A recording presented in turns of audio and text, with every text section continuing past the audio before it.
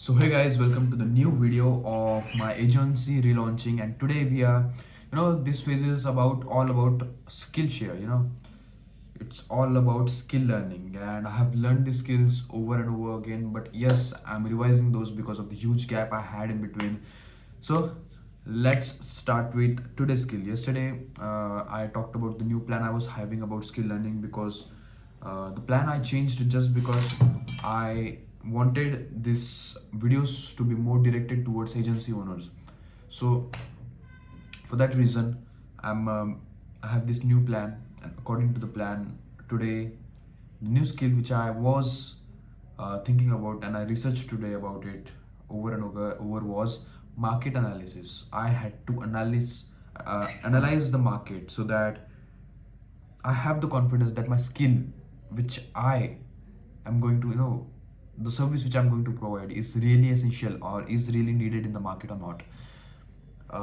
Which people are willing to buy my skills, how much they are willing to pay, what are the pain points, what are the trigger points so that they can buy in my service. So all I'm going to talk about in today's video.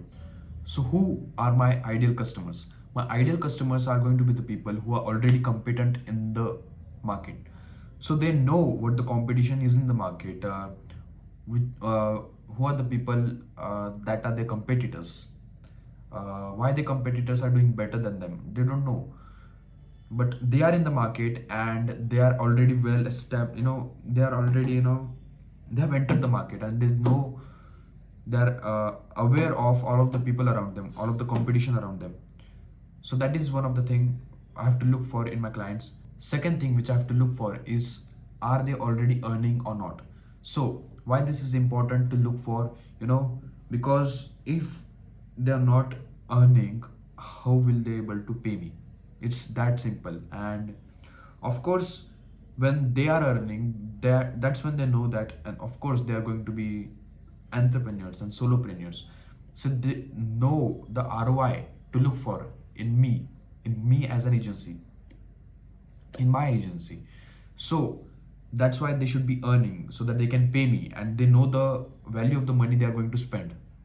Third thing which I have to look for is the people who are failing to convert expertise into monetization. So they lack what we call as attention, and I'm going to give them that attention.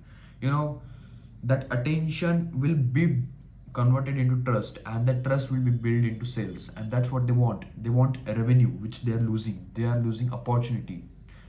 The main thing that is costing them is opportunity cost, and it's hurting them a lot. And of course they're leaving they're leaving money on the table. It's as simple as that. And I'm going to help them get that money into their pockets. And yes, that is my third thing which I have to look for. What are my categories of the people who are there? The people I have to look for. Which category I have to look for as a business owner to approach them. So these people will be solopreneurs and entrepreneurs. What are solopreneurs? Solopreneurs are the people like consultants and coaches, or they could be educators, freelancers. So these are the people who are solopreneurs and they want to build a personal brand so that they get leads, and those leads get converted into clients. So that's all they want. That's why they will buy into my service. Then solopreneurs will be the people who will be uh, they will have median, average, above average, but median to above average income, so that they will understand the ROI which I will bring as an agency to their business, to help them scale, to help them grow their revenue which they are leaving on the table, as I told you guys. Or second type of people would be entrepreneurs, founder-led entrepreneurs. So they could be SaaS founders, agency owners, productized service founders.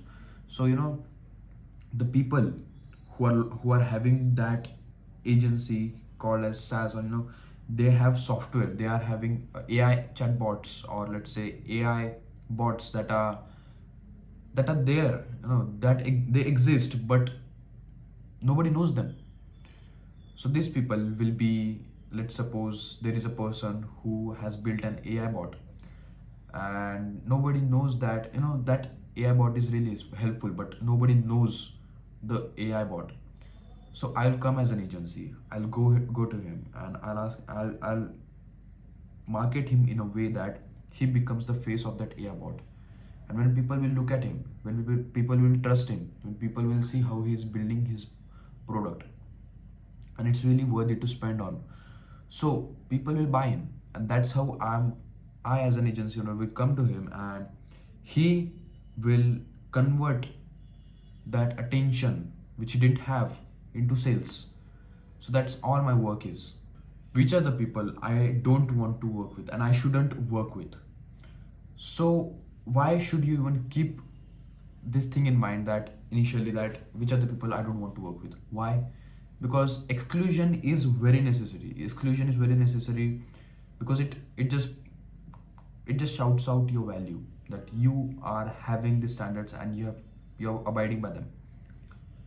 You don't have to take every other person as a client and approach them, because they are going to bring you more problems than what's good. So these people should be based on what they are after. So they could be beginners seeking motivation, people, content creators that are running behind vanity metrics, behind likes, behind comments, which are so useless in this modern world, because that's not what is going to bring you. That's not at all what is going to bring you actual revenue.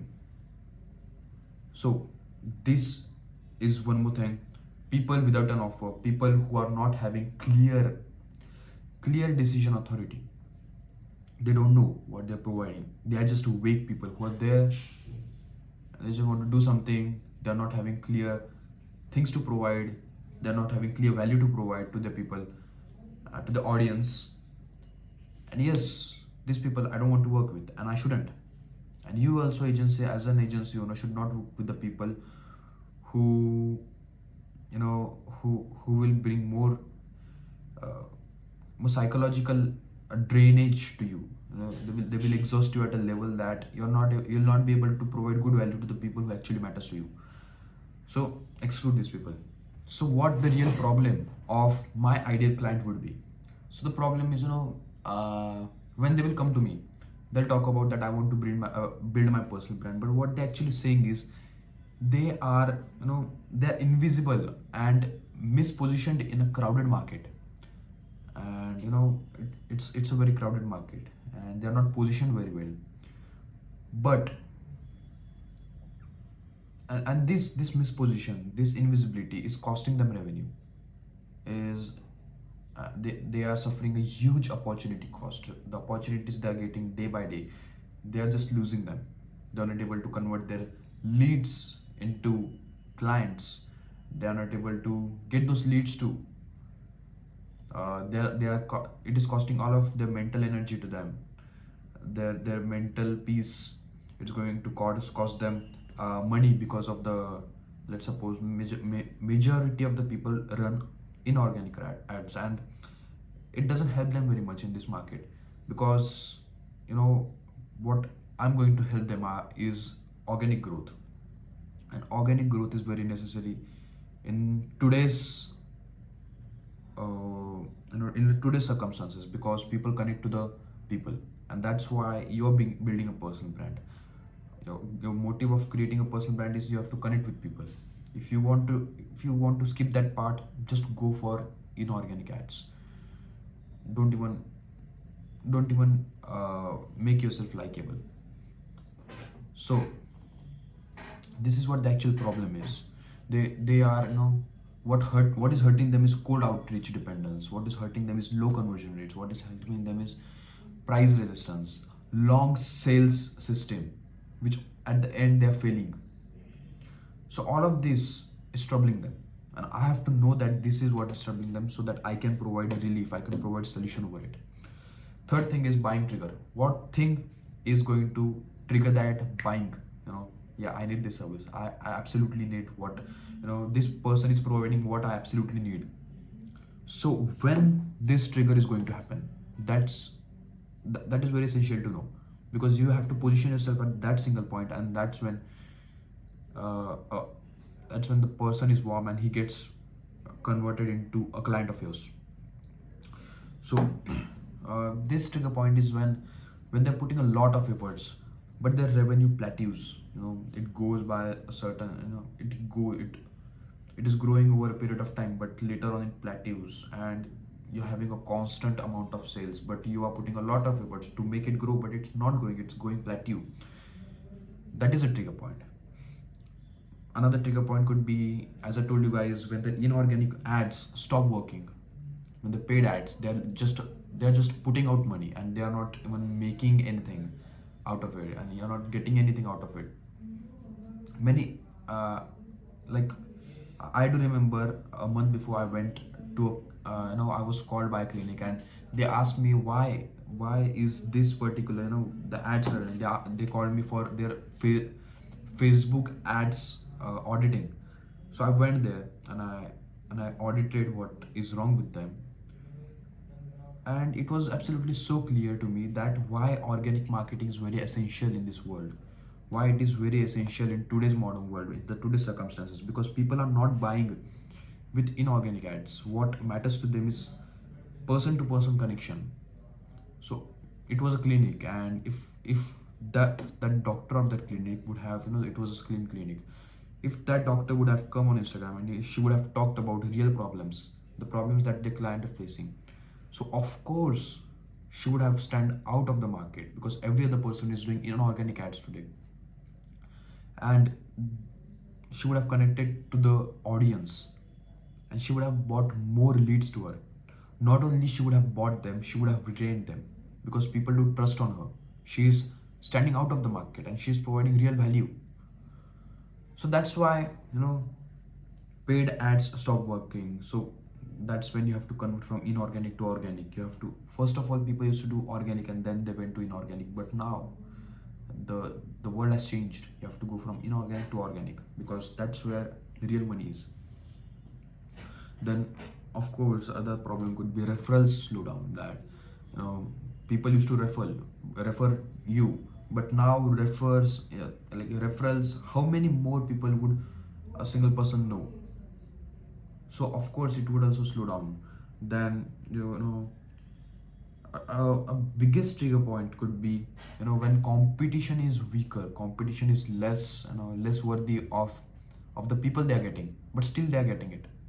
That's when it triggers. That's when, it happens when you seem like you are very intelligent, but a dumber person just achieves what you want. And at that time, you of course know what kind of situation you're going through, because a less worthy person is getting what you want. And that's because, he did what you're not doing, and the dumber person is you, not him. He is the more intelligent one now. So that is also a trigger point. Now you have to qualify your clients, the leads you're getting while you are on a call with them, while you are know your customer, meeting with them. So you have to look for the beliefs, the limiting beliefs they're having. So the beliefs which we have to work with is, these people should be skeptical of branding people.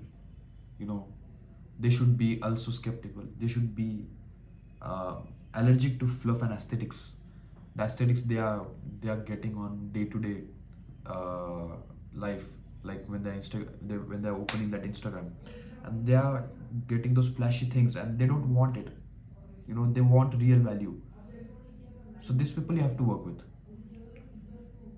These people want authority over theatrics, and of course you have to work with these people. Another thing is, what will convince them, what will convince them into buying in your service, what will actually convince the people I have to work with. And this is what I'm going to talk about, not today but later on in the upcoming videos, because this thing is what I will tell you on the way. Like, small things I will learn. Of course some things are in my mind, and of course I'm going to share with you but I think that this is not the perfect time to tell you guys, because you'll not actually get it. You'll not actually get the pattern recognitions, the specificity you have to look for in the people. So I'm going to tell you on the way. So of course subscribe to the channel, because if you are on the same path, so of course subscribe to the channel. Another thing is essential things you should know before getting a client. So essential things which are needed is you have to look, you have to look like them, you have to sound like them, you should be knowing the language they're speaking within themselves. Let's say two solopreneurs are speaking to each other, and they're speaking in a certain way that every market has a different language, the different words they're having. So just learn that language. Some people call it, you call it personal brand growth. These people may call it, inbound trust, authority leverage. So they have different words for it, and you have to take leverage of it, because if you sound relatable, they'll categorize you as an expert in the field because you know the things. And of course you should put effort into it, and this is very basic, you should know it. Another thing is their risk model, like what things they seem it seem risky to them. So what things they cannot stand, that could be wasting time, looking foolish in the public. These things are risky for them. They may think it may hinder their reputation, but no, it doesn't. You have to make them believe. And also the things which you cannot change, like let's suppose the fear of getting embarrassed in the public, you have to over tackle it, and you do have to perceive that when they will be working with you, that risk will go as much down as possible. So that you have to make sure, you have to look at the risk, and you have to just tell them that it won't happen actually. Another thing is your category definition, that what category these guys put you in, consciously, subconsciously. So you are not a content agency, you're not a design studio, but you're a reputation to revenue. You take the reputation and you put them into revenue, and you convert it into revenue, and you are a person who builds systems around it and you operate it. So you are a revenue to reputation to revenue systems operator. So this category you have to be in, and you have to specifically specify to them that I'm this. You have to keep it in mind, you have to act that way, you have to walk that way, you have to talk that way, so that it just reflects. Another thing which you have to focus on is case studies without proof. So initially you don't have any case studies, and you have to convince your leads that you are worthy of it. And that's why you have to know all of these things. You have to not let them know that you don't have to make, you don't have any testimonials that much of a big of a thing. Initially you have to work at a low cost, work with the people you don't want, and later on you can increase your standards. But in the starting you have to do these things. That's why agency owners do die in the first few months of launching it, because they don't know what to do. This is what you have to do, and all of this you have to specify in a single statement. And the single statement for me is, I help competent solopreneurs and founders convert their expertise into authority driven inbound demand through structured personal brand systems. These systems are built by me. So that's it for today, guys. I'll meet you in the next one. Till then, keep working and keep hustling.